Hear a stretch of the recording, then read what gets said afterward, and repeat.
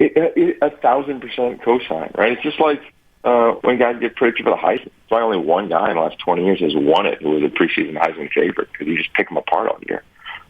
It's the same thing here. Like it's again, I go back to like the playoff began, and I think it really ruined college football because we just talk about 4 teams all year, and that's all we're talking about now. Can they get to the playoff? Can they get to the playoff? And it's like, let this team get a snap together, honestly. So yeah, I think it's overhype, which is par for the course. I think in college football and the voices within it, that just is what happens.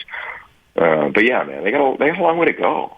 The team was not good last year. Right? This team is, I think, added over 50 players to its roster.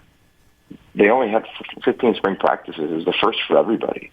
So yeah, they got a long way to go. And I often go back and I'll quote my good friend Chris Peterson. When he got the job at Washington, I flew up there and I said, how long does it take to create a championship culture? And he didn't flinch. He goes, 18 months. And I think there's certain things in sport that are just always going to be, certain, which is like, you got to learn who each other are. You got to learn the vibe, the flow, the talent, the skill, all of the things that go with a team. We're talking about the greatest team sport in the history of planet Earth. And I don't think you can just put guys on the same team and go. And that's why I'm excited for them, because they're going to get challenged early. They're going to get challenged. And those, that month, it's going to be telling for that team. And it was for Coach Carroll when he got the job, right? They started off 2-5. Then they beat Arizona on the road.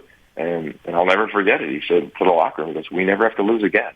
Let's make a decision. And from that point on, that team never really lost again. Under his tenure. I think it's going to be similar. I think this team's going to have some growing pains.